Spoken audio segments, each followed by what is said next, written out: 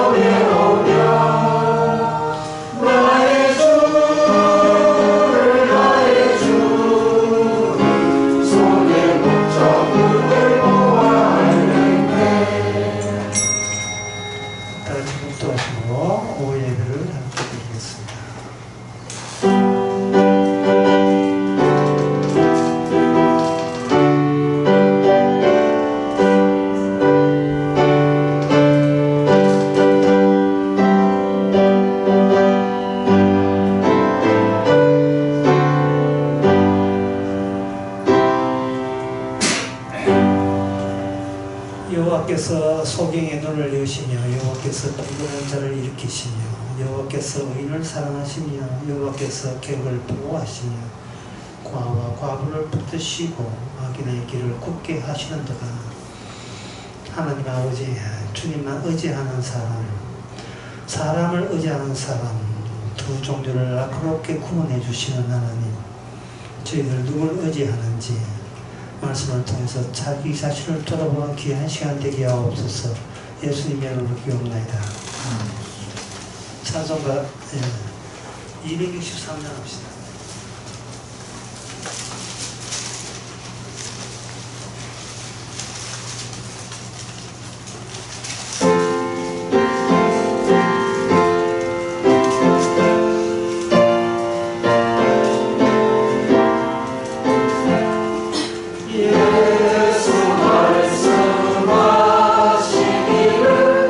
누가 오늘이 할까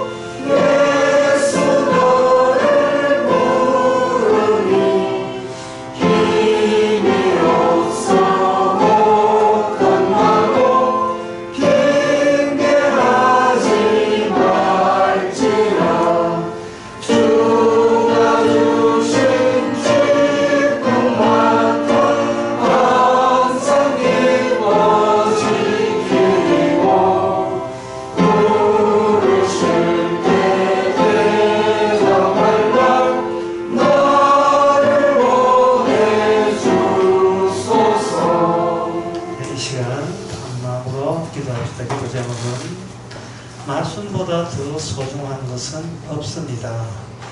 내가 만드는 것, 내가 가진 것, 소중한 건 맞습니다만 그것이 우리를 구원하거나 우리를 살릴 수는 없습니다. 살리는 것은 말씀이 살리지 내 가진 것이 살리지 않음을 다시 한번 분명히 할 수 있도록 다 같이 기도합시다.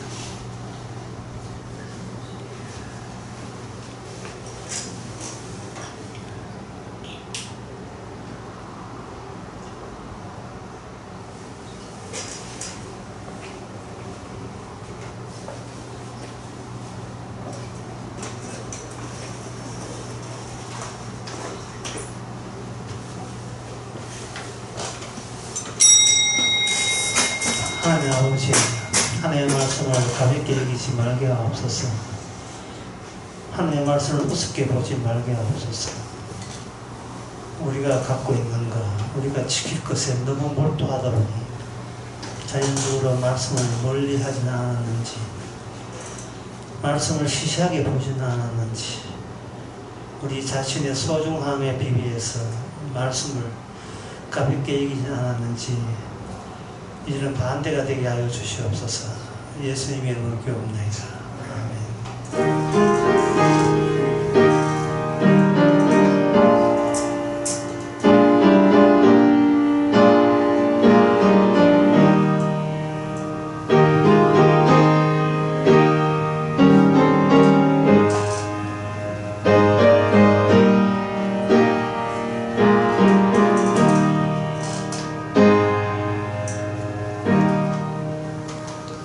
하나님의 말씀은 에레미야 40장 1절에서 6절까지입니다.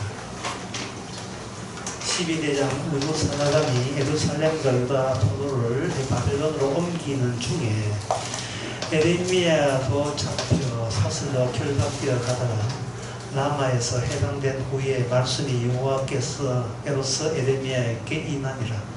12대장이 에레미야를 불러다가 이르되 내 하나님 여호와께서 이곳에 이 재앙을 선포하시더니 여호와께서 말씀하신 대로 행하셨으니 이는 너희가 여호와께 범죄하고 그 목소리를 청중치 아니하였으므로 이 일이 너희에게 임한 것이니라.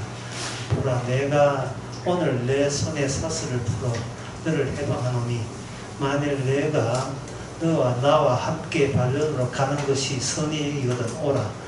내가 너를 선대하리라. 만일 나와 함께 바벨론으로 가는 것을 좋지 않게 여기거든 그만두라. 보라, 온 땅에 내 앞이 있나니 너가 선히 여기는 대로 가하게 여기는 곳으로 갈지니라.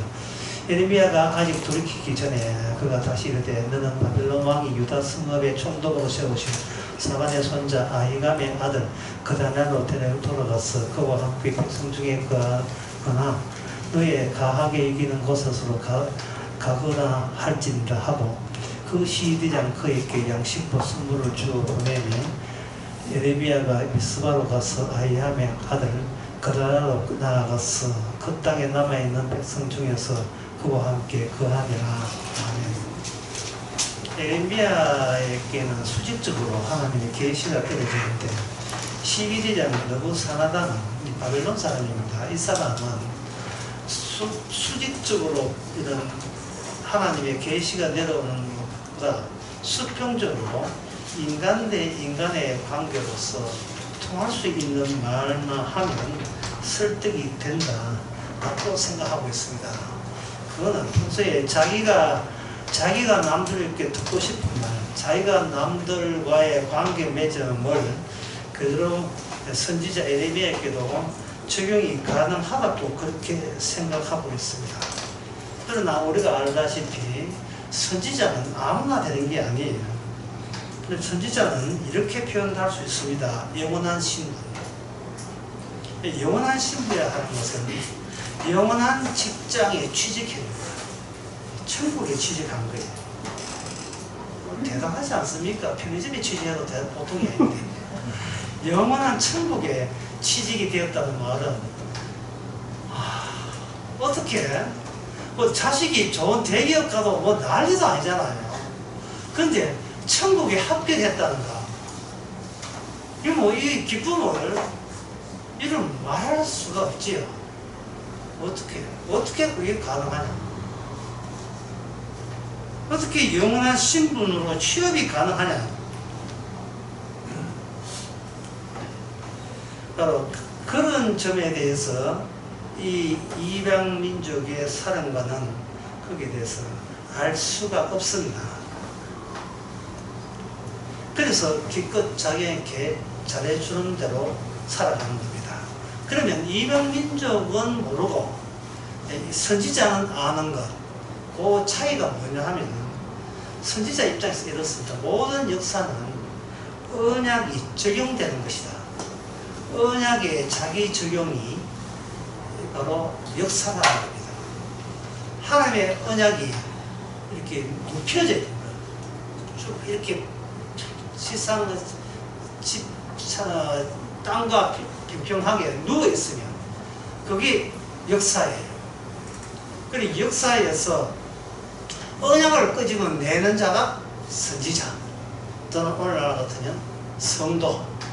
근데 역사 속에서 언약을 꺼내지 못한다면 그거는 불신자, 언약 바깥에 있는 존재, 그렇게 되는 겁니다.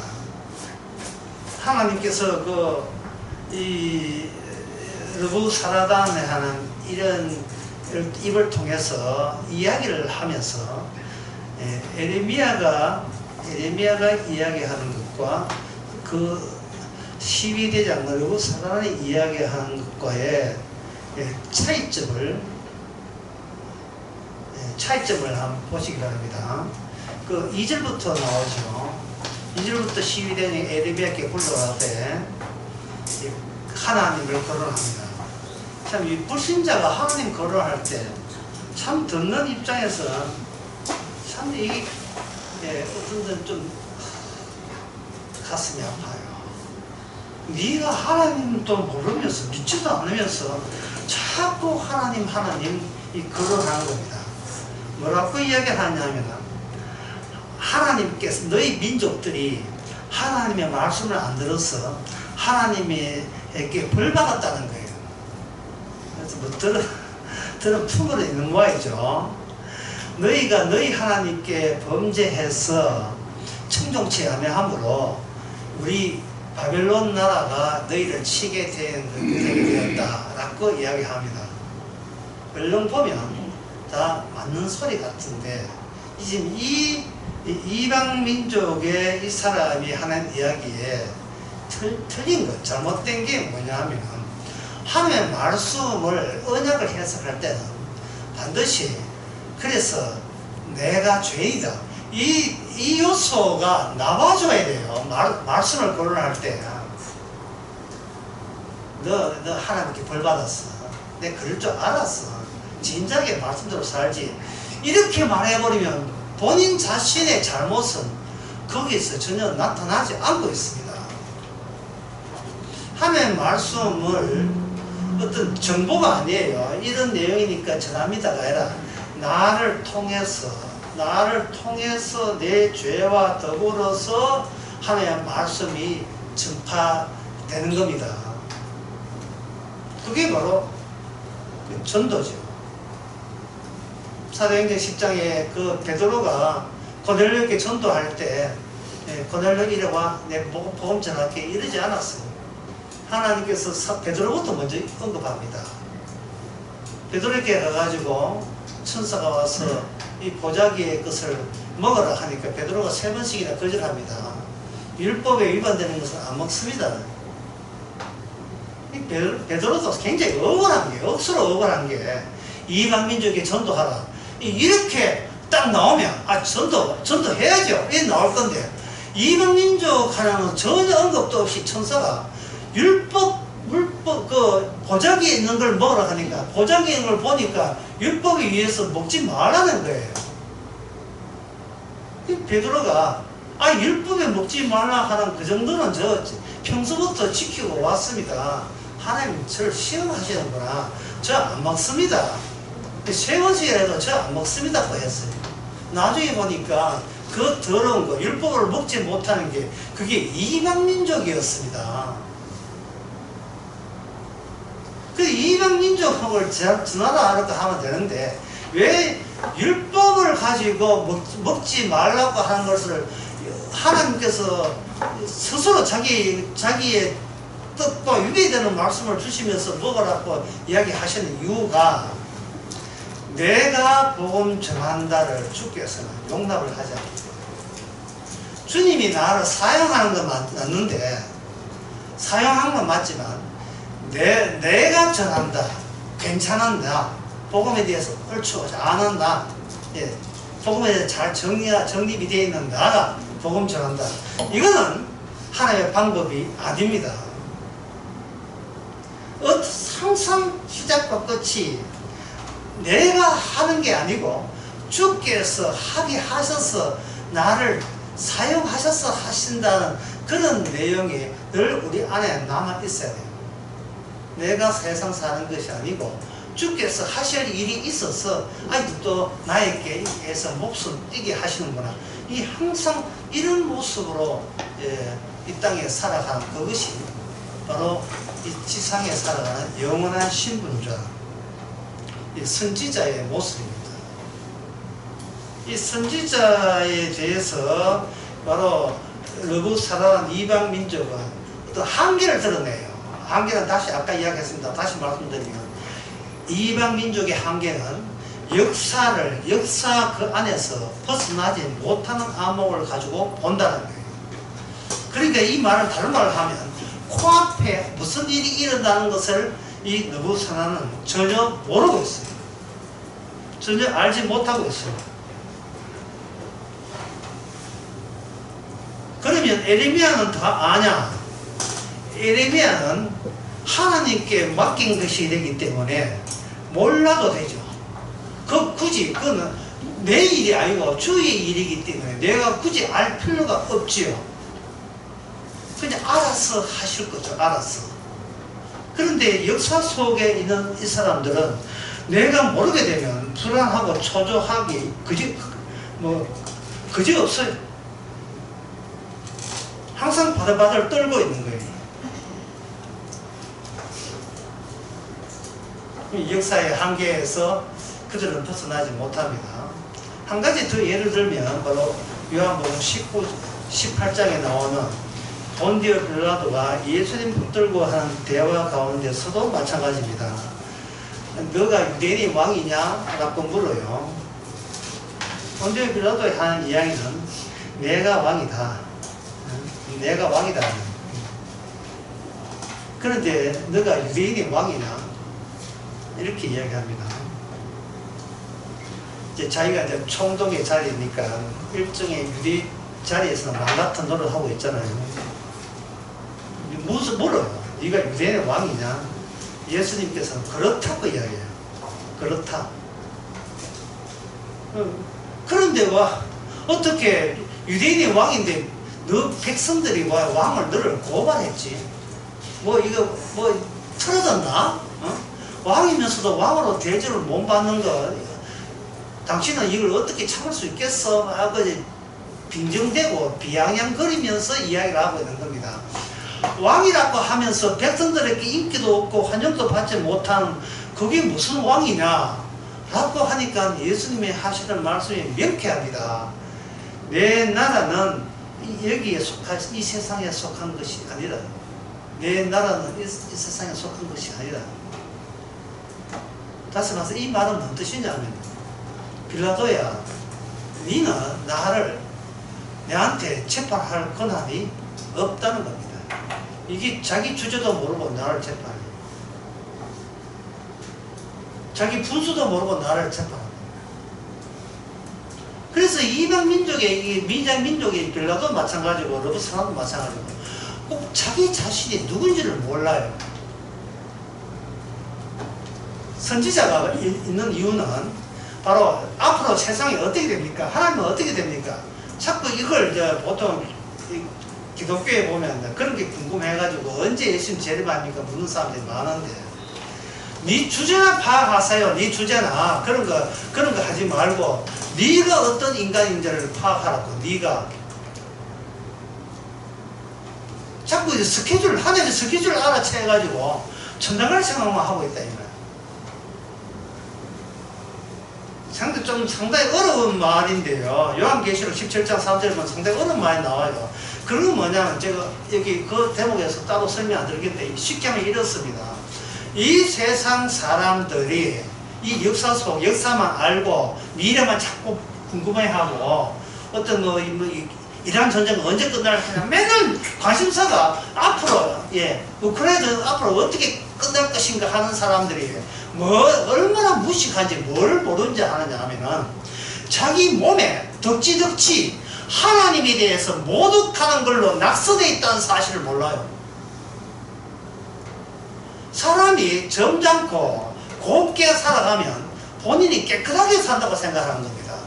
그런데 하나님은 그래 보는 게 아니고 하나님의 말씀에 관심이 없고 선지자에 관심이 없고 예수님에 관심이 없으면 자신의 몸 전체가 주님에 대한 조롱과 모독과 멸시와 그걸로 살아온 세월만큼 완전히 그렇게 낙서를 꼼꼼하게 낙서를 한 그 몸으로 살아가고 있는 거예요. 그걸 요한계시록 17장에 그 엄녀라, 더러운 엄녀, 더러운 여자라 했어. 예를 들면 이렇죠. 누진지 왜 되겠느냐? 누진지가 난 모르지요. 그런데 여자 가수 그룹이랍니다. 소송하고 있는 모양입니다. 그래야지 노래해야 되는가? 소속사 같은데. 자, 방금 지금 그 말을 본디오 변호사가 예수님께 질문합니다. 누진주가 뉴진스 예수님 뉴진스가 왜 계속 활동할 수 있겠습니까? 방탄소년단 됐는데 활동을 같이 연합처럼 하겠다 개인적으로 하겠다 물으면 주님께서 뭐라고 이야기하겠어요? 이 낙서 봐 낙서 이 모습 봐 이게 하나님 조롱하잖아 봐 인생이라고 누신슨가 누신사 니 걱정하지 마. 니 인생이나 걱정하세요. 니 인생이나. 이 배부르구나 이게 마음이 이 묻는 거 보니까 배불러요.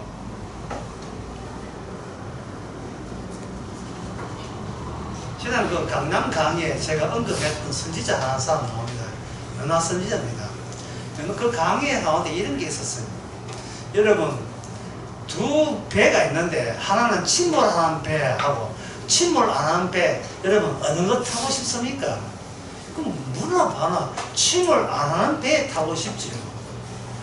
그런데 침몰 안 하는 배는 선지자가 안 타고 있고 침몰하는 배는 요나 선지자 탔는데 여러분 어느 배 타시겠습니까? 다시 말해서 나라는 것이 누군지 진짜 내 인생이 누군지를 한순간이라도 한순간 사도 바울처럼 진짜 한순간이라도 내가 근원적으로 내가 누군지를 아는 순간은요 선지자가 탄 배에 타서 나 죽었다 이제 나 죽었어 이런 경험이 맞닥뜨려줘야 돼요. 그러니까 무신성과 그런 것에 신경 쓰지 말고 이스라엘 전쟁 그게 심각한 게 아니에요. 지금 석유가 오르는 게 그게 심각한 게 아닙니다. 네 주제나 네 알아서 네 주제나 네가 얼마나 네 심각한 걸 네가 모르고 있잖아. 선지자가 왜 있습니까? 선지자는 영원한 신분이에요. 근데 인간은 역사 속에 자기 신분을 유지하면서 이 정도 해도 인생 괜찮다 이래 생각하는 거예요. 정답은 이겁니다. 과연 요나 선지자가 나쁜 사람이냐 희생물이냐 하는 거예요. 여러분 요나 선지자는 희생물입니다. 희생물이에요. 희생물을 선지자의 모습으로 우리에게 주신 겁니다. 요나 선지자가 이렇게 얘기합니다.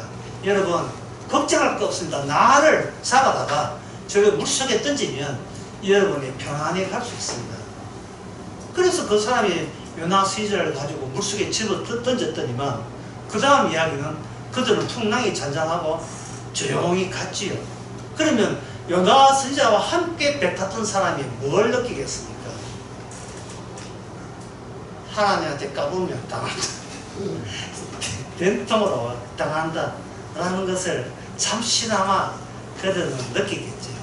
정말 하나님이 다루시는 분이 실제로 영원한 신분자가 실제로 이 땅에 출현하고 있다는 그게 그들에게는 심각하게 다가서야 됩니다.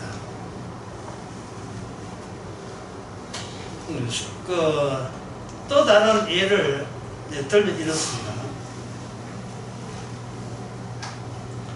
마이다스 또는 마이다스는 왕이 있었는데 옛날 신화 이야기인데 그 사람은 이렇게 왕관을 이렇게 깊숙이 쓰고 있어.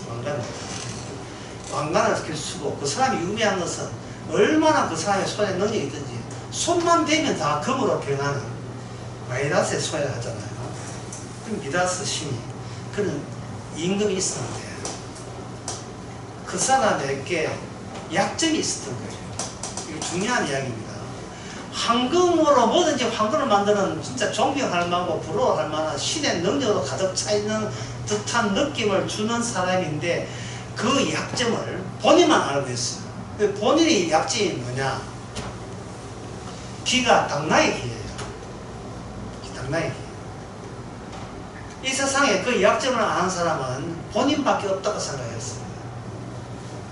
그런데 그 임금이 이발을 해야 되기 때문에 그 약점을 아는 사람이 또 한 사람이 있었습니다. 이발사였어요.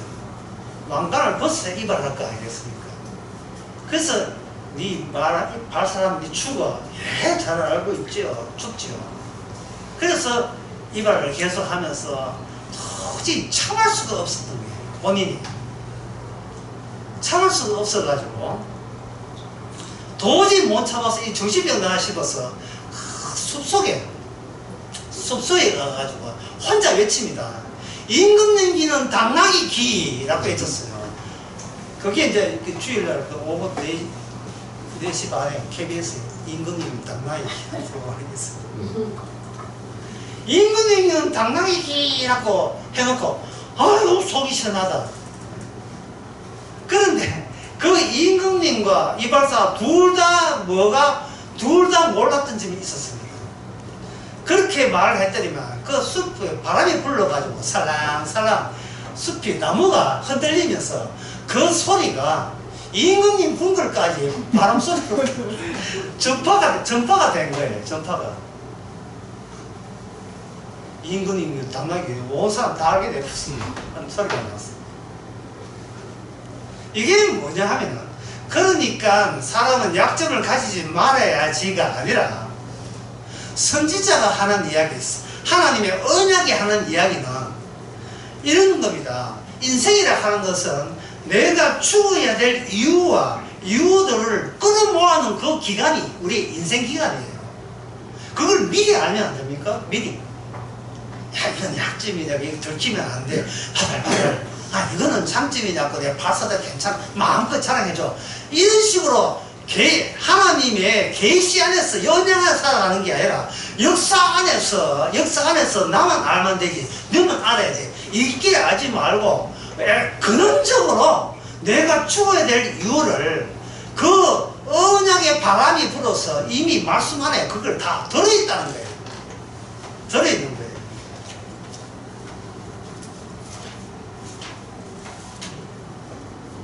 시간에서 한 가지만 하고 마치겠습니다. 민수기 21장. 민수기 21장에서 거기 광야에서 이스라엘 백성들이 하나님을 원망했죠. 원망했을 때 그때 물뱀이 나타나서 백성들을 물었습니다. 제가 여러분한테 물을 차립니다. 백성들이 뱀에 물렸습니까? 아니면 뱀이 인간을 물었습니까? 이게 중요해요. 왜냐하면 뱀이 물고 그 현장을 떠난 게 아니에요. 오롯이 그 가운데다가 뱀이 딱 고정됐어요. 이걸 대상영속성이라 하는데 어려운 말로 대상영속. 대상이 사라져도 그 대상은 살아있음을 보여주는 걸 대상영속성이라고 이야기합니다. 뱀이 이렇게 있으니까 이거는 인간이 잘못해서 뱀한테 물린 게 아니고 원래 뱀에서 물린 너희의 그 본성을 가진 너희들을 그동안 하나님의 은혜로 먹이시고 입히고 만나주시고 방석 물 주시고 끌고 온 거예요. 그러다가 그들이 드디어 더 이상 참지 못해서 본성이 드러난 겁니다. 우리 인생이라 하는 것은 결국 죽잖아요. 결국 죽는다는 뭐 요한편에 가서 결국 죽는다는 거예요. 죽을 때 아이고 하나님 왜 죽이나 하지 마세요. 태어날 때부터 원래 죽을 때까지 죽는 이유가 언약적으로 차곡차곡 말씀적으로 차곡차곡 채워놓고 죽이시는 겁니다. 그럴 때 이렇게 하면 돼요. 죄져서 죽었다고 말하지 말고 언약에 의해서 언약을 드러내기 위해서 언약을 실현하기 위해서 십자가의 죄 용서함을 드러내기 위해서 죄 많은 우리를 지금껏 우리가 끌고 왔다고 이야기하세요. 그게 바로 오늘날 영원한 신분자 선지자 성도입니다. 왜? 그자만이 천국 가서 영원히 어린 죽음을 일찍 죽은 어린 양을 찬양하기 때문에 그렇습니다. 기도하겠습니다. 하나님 아버지, 세상 보는 거 이제 바꾸게 하옵소서. 역사적으로 나를 평가하거나 판단하지 말고 언약 십자가 앞에서 언약적으로 내가 어떤 식으로 은혜를 받고 있고 어떤 식으로 죄를 짓고 있는가를 양쪽 다 파악할 수 있는 그런 성령의 사람이 되게 하옵소서. 예수님의 이름으로 기도합니다. 찬송가 269장